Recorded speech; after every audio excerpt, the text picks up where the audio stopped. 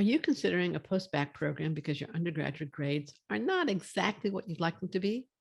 Or perhaps because you lack required courses for the education you need to pursue a career in medicine, dentistry, physical therapy, podiatry, pharmacy, or physician assistant science? Pull up a chair. Our guest today is head of admissions for Temple University's many post-bac programs. Welcome to Admission Straight Talk, the podcast dedicated to graduate admissions and helping you approach the application process thoughtfully and successfully. Your host is Accepted's founder and world-renowned admissions guru, Linda Abraham. At Accepted, our mission is to get you to that unforgettable moment when you read your acceptance email and shout, "Yes, I'm in!" Confident you'll be attending the perfect program to help you launch the career of your dreams. Welcome to the 435th episode of Admission Straight Talk. Thanks for joining me. This podcast is brought to you by Accepted's free guide, The A to Z of Applying to Post-Bac Programs, which teaches you how to apply effectively to Post-Bac programs. And that includes choosing the programs, writing strong personal statements, securing effective letters of recommendation, and more. Grab your copy at accept.com/PB, as in Post-Bac, or from the link on our show notes at accept.com/435. Our guest today is Dr. Caleb Marsh, Admissions Director at Temple University CST's Post-Bac programs. Caleb started his higher ed journey at Baylor University, where he earned his bachelor's in computer information systems and human performance, as well as a master's in educational administration. In 2017, he earned his doctorate of education, also in higher administration. He began working in pre-health advising at Baylor in 2002 and continued at UT Austin and SMU before becoming admissions director of pre-health post-baccalaureate programs at Temple in 2018. Caleb, welcome to Admission Straight Talk. Linda, thank you for having me. I'm so excited to be here, and I'm really excited to talk to you and tell you about the Temple University CST Post-Bac program. Great. Well, before we start to the programs, I got a question for you. Sure. That is, how did you get so involved in pre-health advising from computer science and human performance? That's correct. I wanted to actually be a coach when I was in college, and you had to pick a teaching discipline. So I thought, well, I can teach computers. I enjoy computers. But my first job in college was as a student worker in a health professions advising office, in which I was introduced to what life as a pre-med was like, which was very different than the life that I was leading as an undergraduate student. But through it and watching the journey, I just fell in love with working with health profession students and helping them go on and achieve their dreams and goals of going on to things like dental school, the medical school, and in a sense, being a coach along the way. So that's what I was thinking. I didn't deviate too far from kind of the coaching aspect of things, just a different sport, so to speak. Right. Okay. Now let's get back to what you want to talk about, and that is all the different post-bac programs at Temple University. Can you give an overview? And it's not going to be easy because there's so many, but can you give an overview of the post-baccalaureate options at Temple University? Sure. So first of all, I'll start with the two primary kind of pathways students can take. One pathway is for students that are career changers. So students that might have been teachers or lawyers or rabbis or all kinds of professions who decided they wanted to go back to school, pick up their prerequisite courses and go on to professional school. We have another pathway that are for students that would like to enhance their academic credentials. These are typically people that they were maybe pre-med as an undergrad. And this is kind of the typical post-bac student that most people think of. They want to go to a post-bac program to try to improve the science grades as an undergrad. So that's kind of the basics. But as you mentioned, we kind of have all these other different and more highly specialized programs within that framework. We help students, of course, go to medical school, dental programs. We have a pre-dental program as well. We have a pre-pharmacy, pre-podiatry tracks as well. And then our three newest tracks, PT, PA, and DMI, which is diagnostic medical imaging, a post-bac program for that as well. So a lot of different. Ultimately a master's degree that is no, it would be someone who had an undergraduate degree but wants to go on to a DMI program and needs to just get some remaining prereqs in order to take that pathway on to a DMI program. And I guess some of the programs that students may apply to could be master's programs, but we work with SUNY Downstate to kind of put this DMI program together. Okay, great. Now, COVID's affected everything. We're going to go into more of the programs, but I mean, do you plan to be in person this academic year? How's COVID affecting the programs? Sure. Our entire cohort last year, as many were entirely virtual. So that was something that we all kind of had to adapt to. But we are excited currently. In fact, today we have a pre-matriculation program. Some of our students are on campus taking part in that. But we hope to be in person. I think we have one class that would be taught virtually, but we hope to be able to conduct classes and hold our program on campus in person. Great. Now let's go back to the program itself as it's supposed to be, right? Sure. Are the main differences between, I guess, the two tracks, that whether you've had the science courses previously or not had the science courses previously, and then for the different kinds of programs, in other words, pre-med versus pre-dentistry versus pre-DMI versus podiatry, are they having classes together? If it's chemistry, if it's the same chemistry for all three tracks, or is it different? Yeah, a couple of really important points here.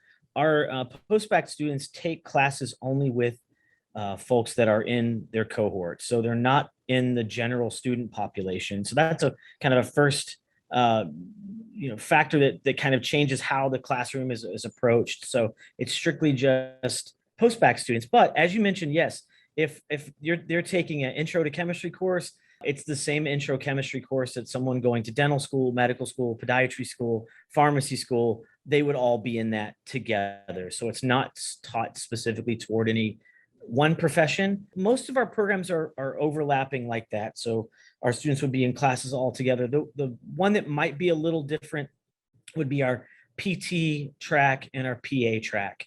If you're not aware, the PA schools have a lot of variation in their prereqs and what they need for admission. And so our pre-PA cohort takes classes strictly in their own block.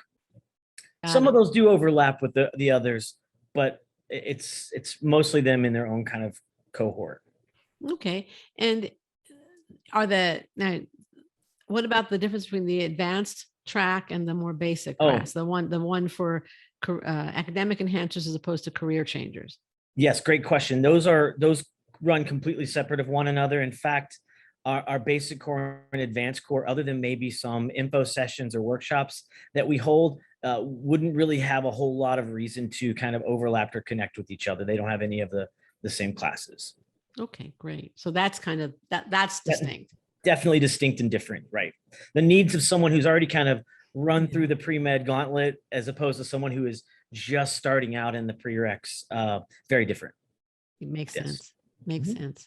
What is the application process like for the Temple Post-Bac programs?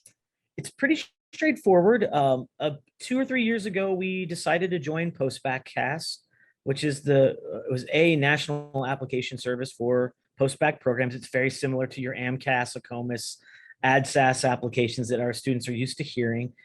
So the first thing that the student would do would be to open a Post-Bacc application. They would go to the website, start to fill that out. And it's actually really great practice for students that will be applying to professional school because it's a liaison product, which means that it's basically exactly what they'll see down the road. They apply, they have to provide an essay, 3 letters of recommendation, and they have to have a completed, and this is an important point, they have to have a completed and verified app through Post-Bacc. And then once that happens, they are through, that's the application component of things and how that works for us. So are there any supplemental or secondary essays with this? No, it's a great question too. Our program, we have what our Post-Bacc calls them custom questions. We really only have a few. They're not nearly as extensive as what a med school might see or a dental school might see as secondary questions. A small paragraph that's why specifically Temple Post-Bac, and then some just other smaller kind of more specific kind of demographic questions that the app doesn't ask that we want to know for our app. What are the interviews like for the Temple Post-Bac program? Well, this past year was interesting because in the past they had been in person. So, they would come to campus, we would interview them in person. It's basically a half day of interviewing, info session in the morning, interview with two faculty members meet with the dean, and then we have a lunch and then a campus tour. So it's structured very much like a lot of professional school interview days are structured. But we had to pivot to virtual. So this past year, we did all of our interviews virtually. It basically follows the same structure, just without a campus tour and without a lunch and those kinds of things that we can't provide.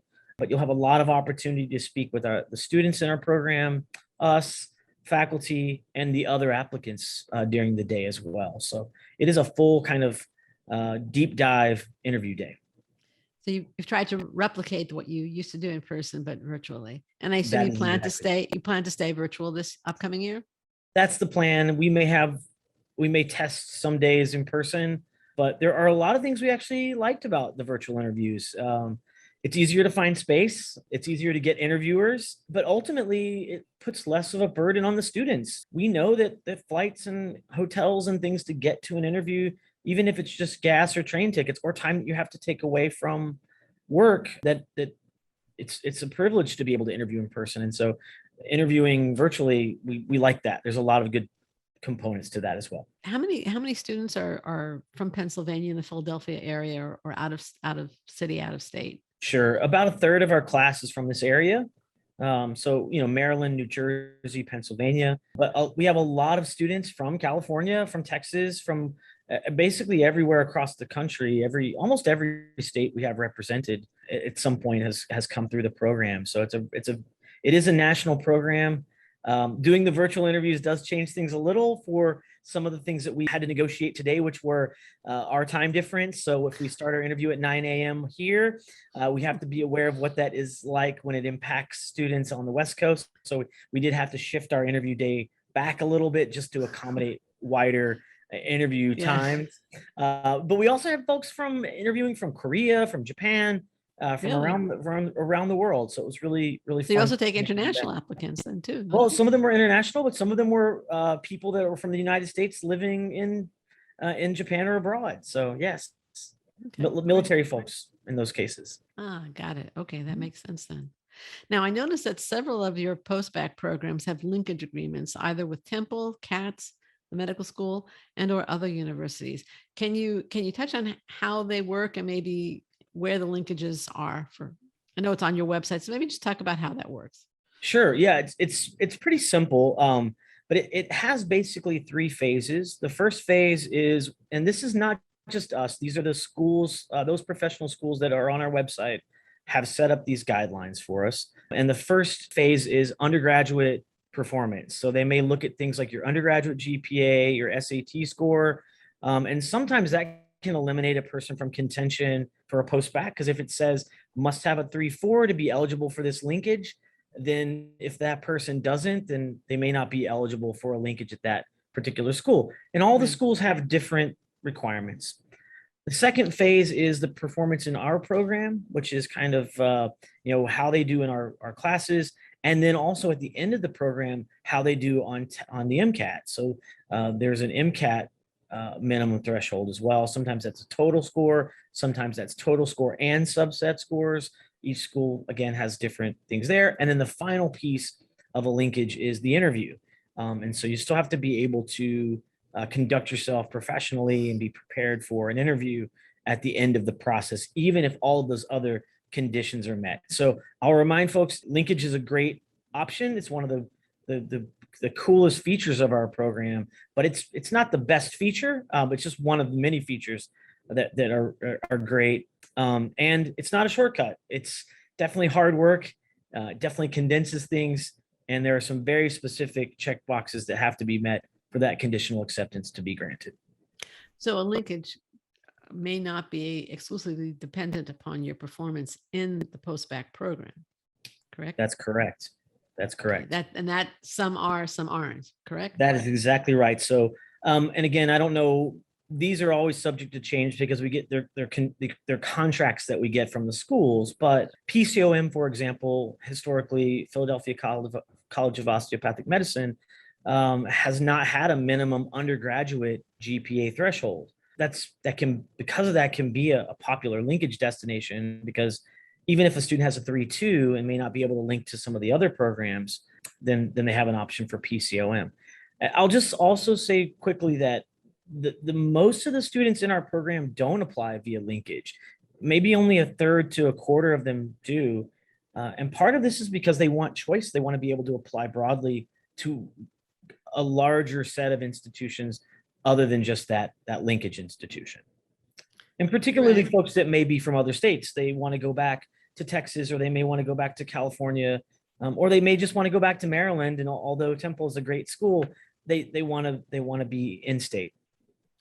Right. Right. But it's also awfully nice to have security of knowing you're in somewhere. Definitely, Right. definitely. Right. Okay. Now, this video you have on your site says that as part of the Post-Bac program, you assist students with study skills. And here we're talking about I guess, the advanced track that you have. And you assist with test prep, whether it's for the GRE or the MCAT. Can you go into that a little bit? Sure. There are two primary ways that this is delivered in our program. One is we actually have a full-time learning skills specialist who is her kind of tagline. Dr. Fair is our learning skills specialist, but her tagline is that people have been told to study, but they haven't always been taught how to do that, right? So it's kind of like throwing someone a football and saying, go play football, but you don't know the rules to football. And so she kind of teaches them how to study. So that's one component. And that's actually the pre-matriculation program that started today is a component of that. Okay. And then the other piece is we've partnered with a test prep company to teach our MCAT test prep class. And it is an actual in-class lecture. It's not graded, but it is a lecture. And it includes all the things that you would expect a test prep program to have as part of that: books, online resources, practice exams, and someone to teach that material. Okay, great. Now, do you also help students obtain clinical exposure during the Post-Bac program, or do you prefer that they focus on academics during the Post-Bac program and obtain clinical exposure during the year between the Post-Bac program and the start of school, for example? How does that Definitely. work? Yeah, that's a big one. We definitely prefer our students to focus on academics because we know that a lot of times the reason that a student might need a post-bac program isn't because they were doing anything necessarily wrong. They might have just been doing too many clinical hours. They might have been spending too much time riding along in an EMT or spending too much time at a hospital when they probably should have been spending more time in the library studying. And so we definitely always encourage our students to focus on the academics. It's such a big part of what they do. It's a rigorous program. And so we don't want our students to get distracted from those. So we do have some clinical opportunities. Dr. Stoll, she's kind of our coordinator, along with Deneen Changolini. They put together our clinical piece, and they're really kind of they're more inspirational moments, so that when you're slogging through this kind of rigorous semester, it's nice to be able to go spend, a couple of evenings at the ED shadowing a doctor and reminding yourself, okay, this class is hard, but these patients, I understand why I'm doing this. I want to be able to be here and treat patients like this. So yes, we provide those for both PA, med, and dent. And is it perhaps more important for your career changers that they get that exposure, or do you expect it on coming in? Great question. Yes, the expectation is that if a student says, I want a career change and now I want to come to your program, expectation is that they have probably done some kind of clinical experience before they end up here at our program, because of the fact either A, they won't get what they would need while they're in our program if they have none, and after the program, they may not be able to get adequate amount of time in the application process. So you're exactly right. Career changers, that's something we discuss on interview day, and something that we screen for in the application process. All right. For the advanced core that goes to academic enhancers, what kind of academic stats would cause you to be concerned about the student's ability to succeed in your program? And what should students with stats below that number do if they're interested in building a case for acceptance? Yeah, so students like that, things that we would consider red flags or yellow flags would be lots of C's, anything that's a C minus, particularly in a prereq. If that's the case, so that could be problematic even for admission. Lots of D's and F's. Any kinds of patterns of negative grades. One D, one F, one C, that will not sink your ship. But patterns of those things are indicative of something else, right? And so we look for those kinds of things. We don't have a minimum GPA cutoff, but a 3.0 is a good indicator that if you can get a 3.0 or higher, you're in the ballpark where you need to be. On average, you probably saw this on our website. Most students, it's about a 3.2 average GPA for admission to the program. And if somebody, let's say, has the D's and F's, there was a problem, okay, but they feel that it's in their past and they really want to pursue medicine.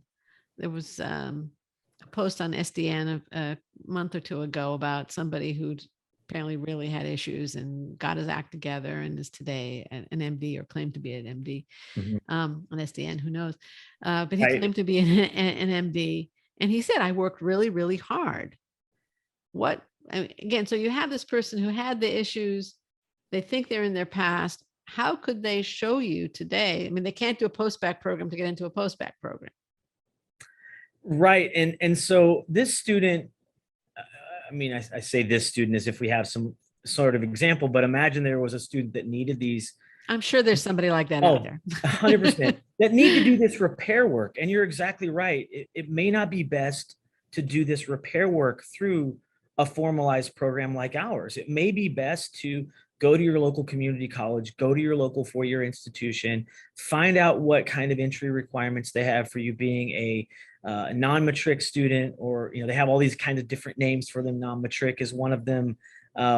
Transient student is sometimes what they call them. But just that would give you the ability to repair one or two of those courses at your own pace before then applying to a rigorous post-bac program like ours. Okay. And we have students that, in fact, we've interviewed students before at which we've said, we like what we see here, but these 2 grades are problematic. In fact, if you go and you repair these 2 grades, you make an A in these 2 courses, we'll accept you until next year. And they go back to their schools. They do those 2 things. They fix it. They come back to us. They come to the program and they do really well. Good to know. Thank you. Beyond academic stats or success, I would say a certain level of it. Sure. What do you want to see in your post-bac applicants? Yeah, we mentioned one of the things earlier, which is the clinical piece. So it's one thing to just say, okay, I was a lawyer, I quit my job, and now I want to be a doctor. And you say, great, what makes you think that? Why?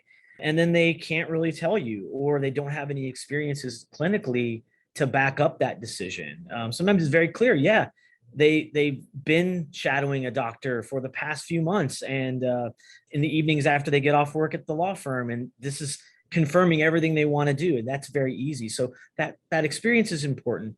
Professionalism is so important. We look at that at an interview day, how they conduct themselves, how they communicate.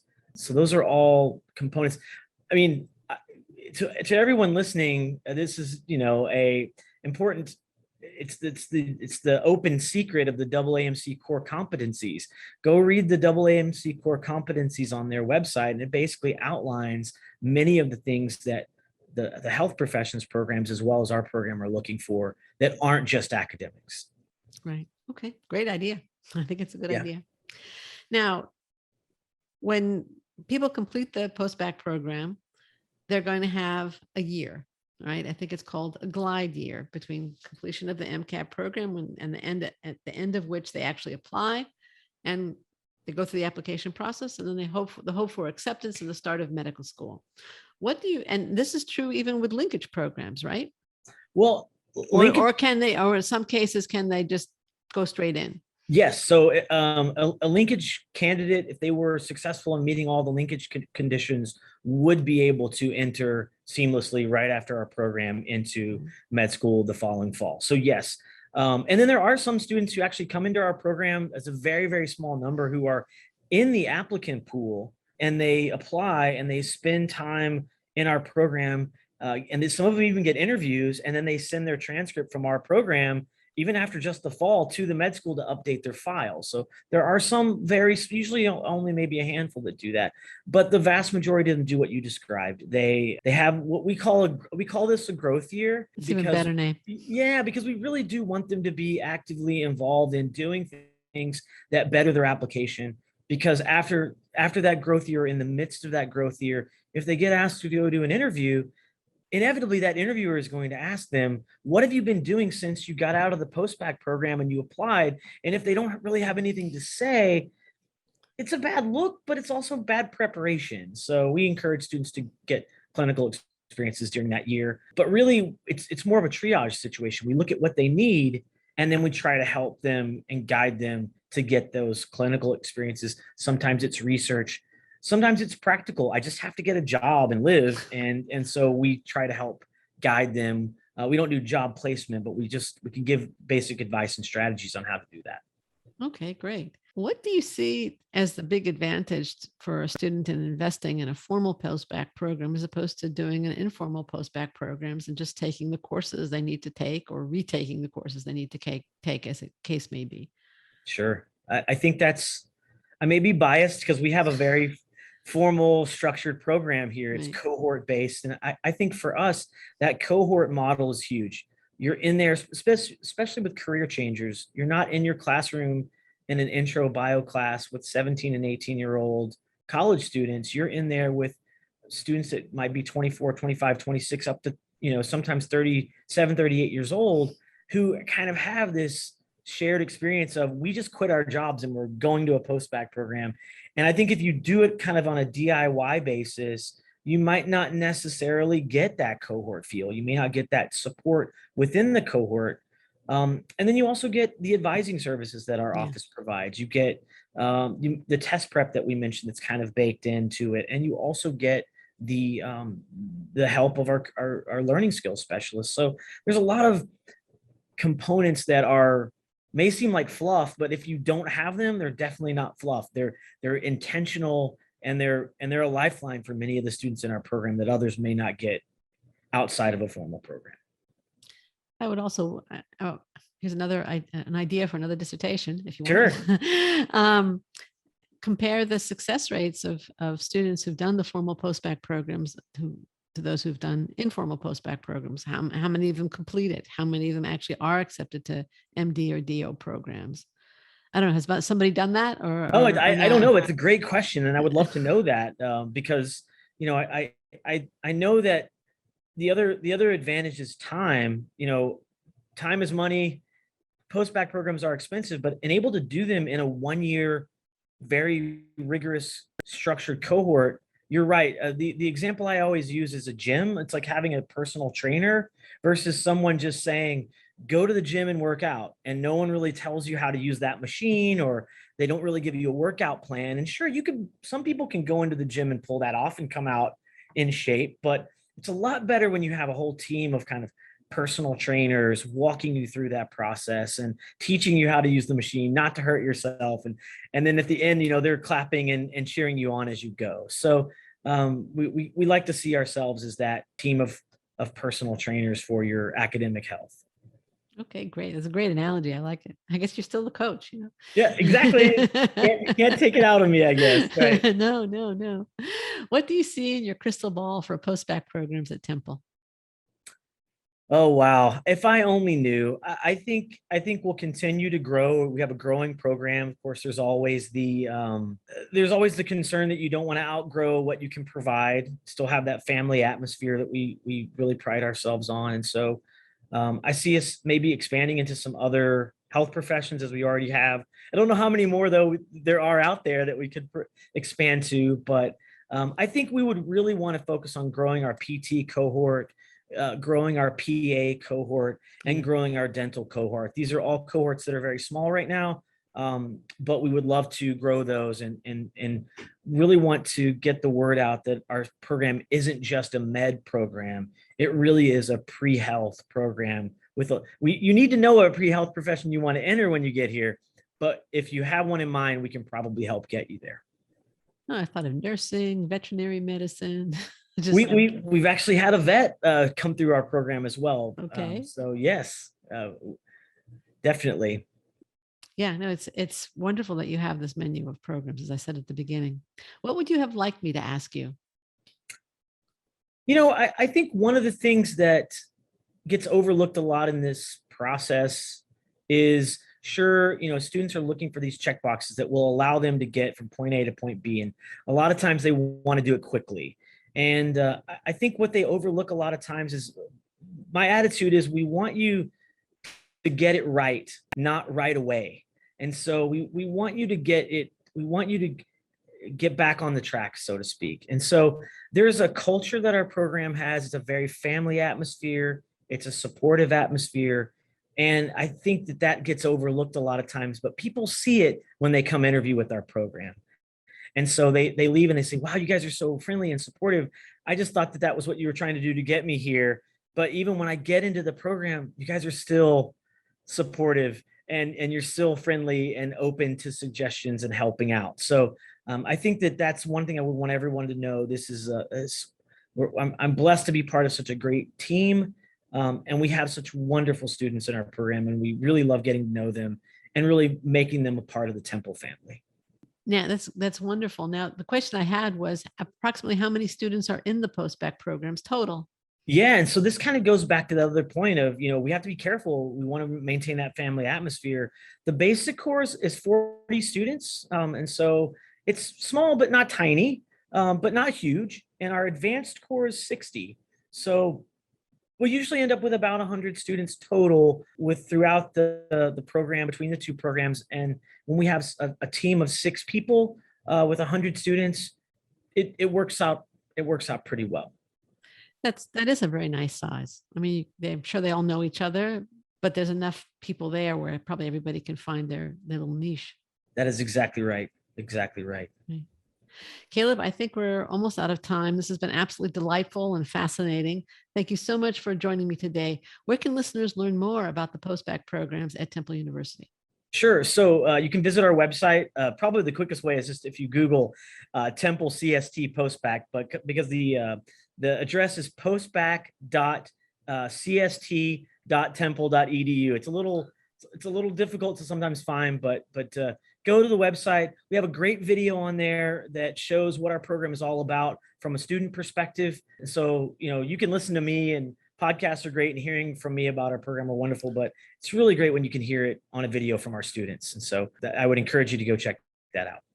Okay. And if you didn't catch the URL, don't worry about it, because we're going to include links in the show notes at accept.com/435 to both Temple University's post-bac programs, as well as to other relevant resources that may be helpful to you listeners. Listener, thank you too for joining us for Admission Straight Talk's 435th episode. If you find the show worthwhile, please subscribe. Make sure you don't miss any future shows, be they with deans, admissions directors, professors, current students, test prep pros, or alumni doing great things. And reminder, download your free copy of the A to Z of applying to post-bac programs today at accept.com/pb. This is Admission Straight Talk, produced by Accepted, and I am your host, Linda Abraham. I'll talk to you again next week.